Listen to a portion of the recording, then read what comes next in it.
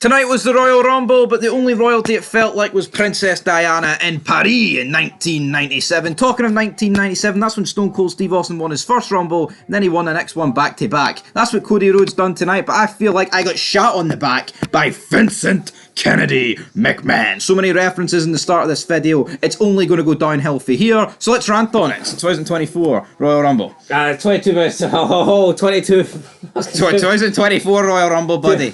Speak it out, get it out, vent your anger. 2024 Royal Rumble. Was it the worst Royal Rumble so far that I've ever seen? Maybe it was fucking shit. I'm not going to sugarcoat it.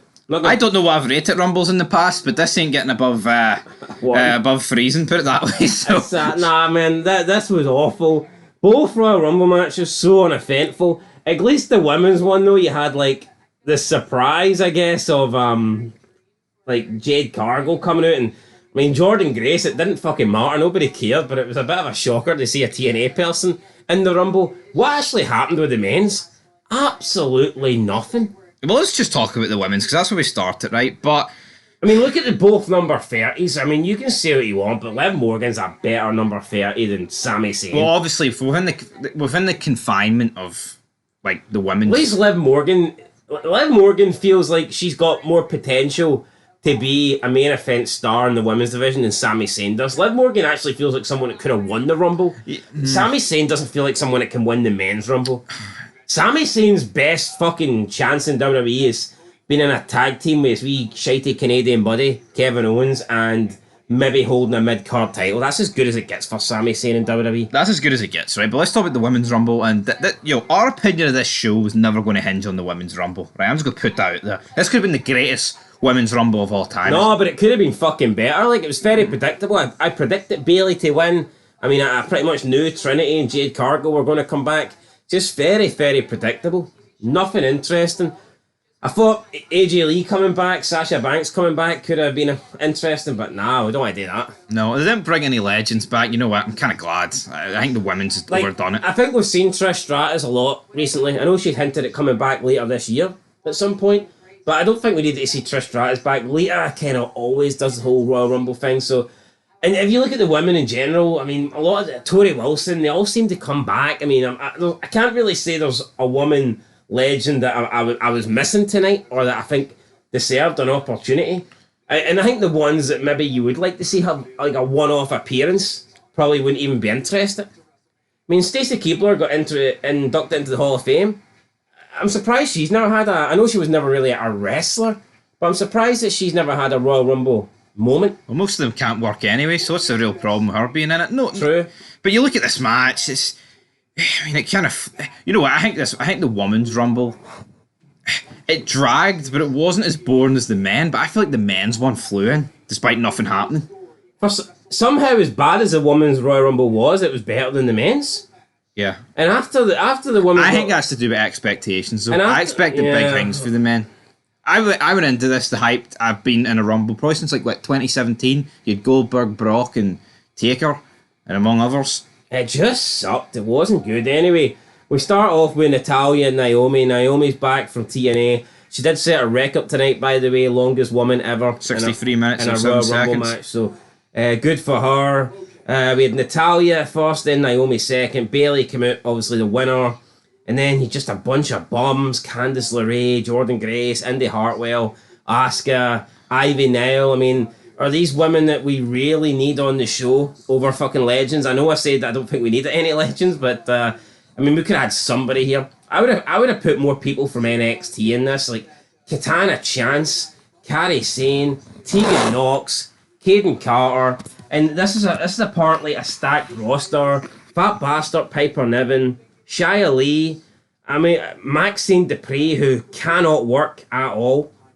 People say that Stacey Keibler can't work. Well, what's Maxine Dupree like? Fucking horrible. See, if you're not a good worker, why are you attempting like Hurricane Rana head scissors, man? It doesn't make any sense to me.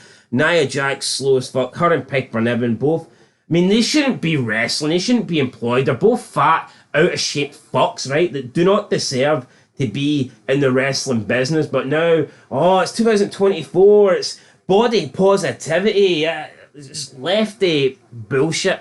I mean, that's all it is. Promoting obesity here. Both And they're not even good wrestlers, right? There's been fat wrestlers in the past that are actually good in the ring. These two are not. No.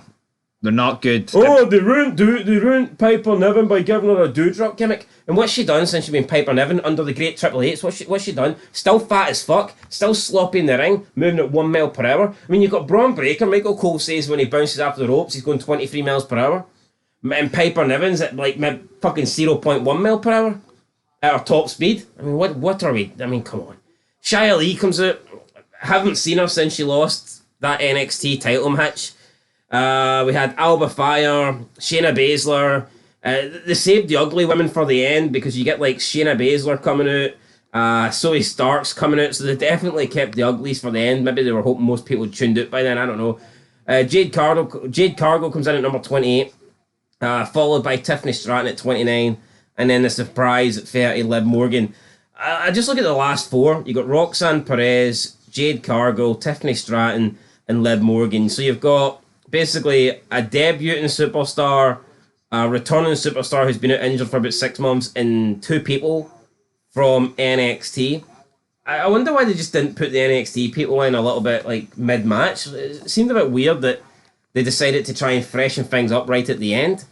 Yeah, I thought this match was dead right until the end. I think that they should have brought in some of these people earlier. We've seen Nia Jax get a lot of eliminations.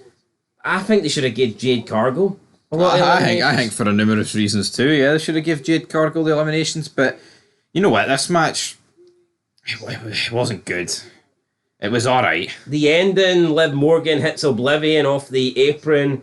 Jade Cargill obviously lands on the fucking mat. Outside, Liv Morgan stays in the ring, but then Bayley comes and hits her with like a knee, and then she falls off. But look how bad of elimination this is. And Bayley wins. It's like a wee poke. And it just reminded me of last year's. It was very similar to last year's.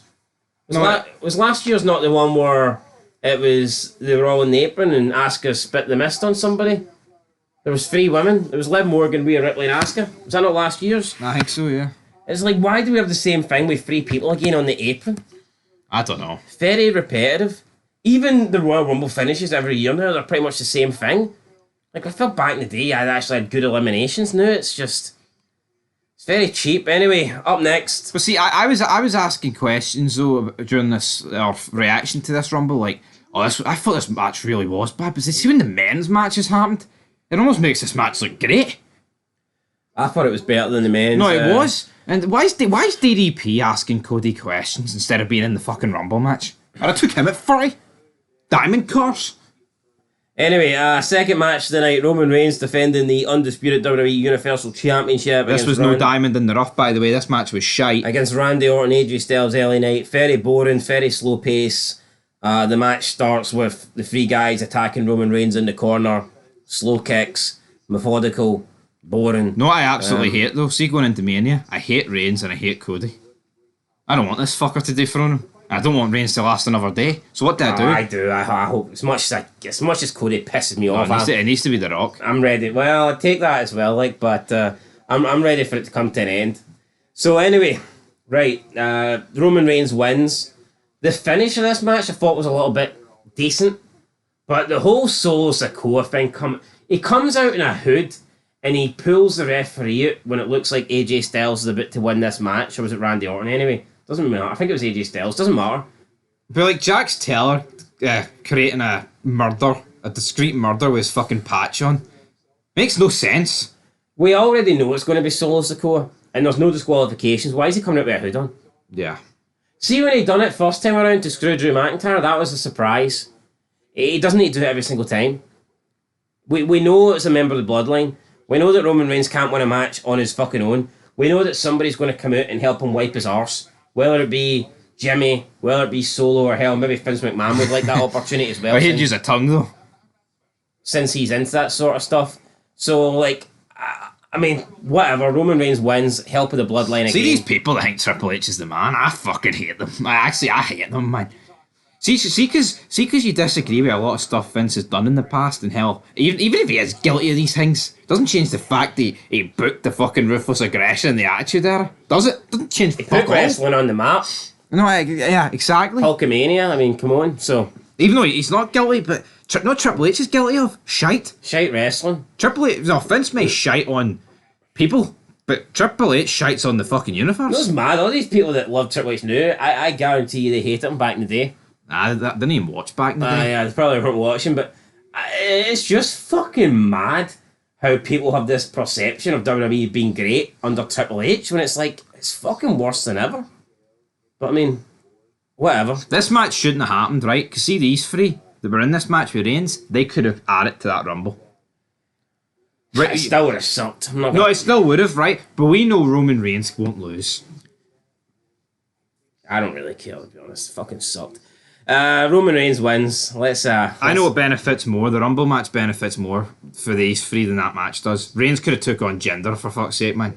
Would have had the same effect as this triple threat match. Did he match? Up next. Speaking of Jinder, why was he not in the Rumble? Anyway, third match. For injuring Seth, I don't know. Logan Paul versus Kevin Owens for the WWE United States Championship. I thought this was better than the Universal Championship match. It was just, it wasn't as long, wasn't as drawn out, wasn't as boring.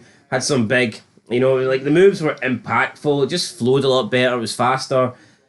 Kevin Owens chopped the shit out of Logan Paul with a little bit of blood, some handprints on the chest, some big impact moves. It was hard hitting as well, which I like to see in wrestling. See that start of that Universal title match where they get Reigns in the corner and it's like they're kicking Reigns like they've been in the Rumble match for 2 hours. They're trying to apply makeup to him. It was bad. Anyway, this was pretty good. I liked the finish, unique. They come out to try and help Logan Paul. They get the brass knucks on him. Kevin Owens blocks it, manages to put the brass knucks onto his own hand, punches Reigns, and punches Logan Paul, and gets the 1-2. Then the referee, eyes open up like he's just caught the biggest alert mode ever. The 1-2 DQ. And he gets the 1-2 DQ because the referee notices the brass knucks on the hands of Kevin Owens. So I thought that was a good finish. I liked that. But this is a mid-card match or mid-card title. This match could have been awful or could have been great. I thought it was good. I liked the ending. Logan Paul does not disappoint in the ring. I like him. You know what? Yeah, he's done some shit in the past. You know what? I see the whole thing about filming somebody in a forest hanging. I couldn't give a fuck about that. See, people that actually cry about that, they're fucking weak in the head. Who cares if he did it? I mean, it's not. It's distasteful, right? But people are making out he went to Japan and shot up the place. I'm no fucking buying it. No. It's distasteful, but I mean, the guy apologised. Move on. No, somebody said earlier, right, that, how can Triple H be acting all nice after what's went down with McMahon, and he's endorsing a guy that filmed a dead body in a Japanese forest? Well, there's murderers in the WWE Hall of Fame, so... Yeah, and... that's what it is. But yeah, no, I thought this match was good, and before we talk about the men's Royal Rumble, I'm looking at the press conference here, and it's like, why do all the people in the report section just look like fucking bums? Part for DDP. But they all look like fucking nerds. At least Chris Van Fleet as well. He's got a bit of a build to him, but everyone else is... And I know I say this all the time, but see when you looked at the Attitude Era and the Ruthless Aggression, you looked in the front rows and it looked like the people there were cool. It was like people that maybe enjoy football and stuff like that and play sports and just guys that maybe even like to party. You look at the current fans of wrestling and it is like they go home and they play with their little toys and shit like this. And they watch Marvel movies, they play with their they have action figure collections and they wonder if they live in the spare room, those sort of guys. They're fucking pish. Alright. Anyway, fourth match, WWE Men's Royal Rumble match. Started off with the Usos. I mean, I guess it's a nice wee touch, but predictable, wasn't it? I did say, right, they should have started off with Cody Rhodes and CM Punk, but see, looking how devoid of star power the match was at the end. Could you imagine if Punk wasn't 27 and it was like, I don't even know, JD Madonna? Yeah, they come out, Grayson Waller comes out, cuts a mini promo, gets eliminated really early. Andrade comes back, nobody cares. It takes us to get to number 15, though, before we have a challenger. Yeah. When have you ever seen a Royal Rumble match where it gets to the halfway point for someone to actually who's got a real chance of winning? I remember the 2008 Royal Rumble. Who'd that kick off with? 2008 Royal Rumble, it kicked off with Not the Undertaker. Shawn Michaels and the Undertaker, right? Was it the Undertaker? Aye, Shawn Aye, Michaels and the Undertaker. Aye, 'cause they were the Look two at- that look- they were the two that finished 2007. Aye. Look at 2006. I mean, Triple H and Ray. yep. 2004, you got Benoit Orton. 2003, you got Michaels Jericho. Jericho. Or was it? I was Jericho. McMahon Austin 99. I mean, come on. It's. I'm not saying, right, whoever starts 1 and 2 has to be like, get to the final 2, but they have to be a star. See this gimmick that the Usos They are have to have a stars? chance. They're tag team wrestlers that have transitioned. No, see the Usos, they're on like the same level as Sami Zayn. They're just Aye, not. pretty much. They're just not. Well, according to stars. WWE, Sami Zayn's a number 30, kind of. No, according to WWE, right, the Usos are 2 megastars, and we should be grateful that they kicked off the match. That's in their eyes. Anyway, Braun Breaker came out, looked really good. Hit a few spears. Hit a spear on Ivar, who was doing a springboard off the middle fucking rope. Don't know what was happening there. That must have hurt his neck. I mean, the impact of this big 400-pound guy just going onto your neck, shoulder region couldn't have been good. But Braun Breaker certainly looked good. Eliminated Balor. Eliminated a few people. He eliminated Omos. Balor. Eliminated Omos. Eliminated Ivar. He also eliminated somebody, Jimmy Uso as well. So, I mean, Braun Breaker got 4 eliminations, and it's not like it was all jobbers. I mean, he eliminated some decent guys in here for sure. And then he gets eliminated by Dominic, which was fucking annoying. R-Truth was probably the best part of the show. JD McDonough was taken out. R-Truth rolled him in. Braun hit a spear on him too. R-Truth then basically caused JD to get eliminated. Then he jumped up in the apron and he wanted a tag for Dom because he thought it was a tag team match. Dominic at the moment was getting strangled here by Gunther. And then Dominic, needing help, decided he had to play along. And the only way he could get Truth in the ring to help him was to jump out and make the hot tag, essentially. And that's how it brought R-Truth in. So, I mean, that was all right. We got towards the end. CM Punk comes in at number 27. And to be honest, like, there wasn't that big of a reaction for CM Punk. I expected more. Didn't really happen. So, yeah, that's... Ricochet then comes in at 28. We have Drew McIntyre at number 29. And then that leaves us with number 30. And at this point, we thought it could have been like maybe The Rock, MJF. It could have been someone like that. Worst case scenario, I'm thinking maybe it could be Dolph Ziggler, and then at least you've got that TNA aspect. I'm not saying it would have been good, but it would have been fucking weird. And then no, it's Sami Zayn, a guy that's been injured. I mean, I'm thinking of realistic options that would have been worse than Sami Zayn. I can only think of like Pete Dunne. That's the only other guy that I could think of.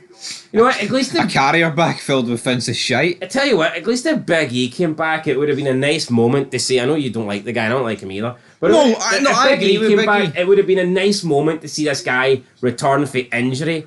A serious injury, not what Sami Zayn was. I mean, an injury that was potentially, maybe not life-threatening, but... Career ending. And maybe paralysing, potentially. So that would have been nice, but instead, no, we get Sami Zayn that absolutely nobody cared about. No, I'm a fair man, right? I don't like Big E. But you're right.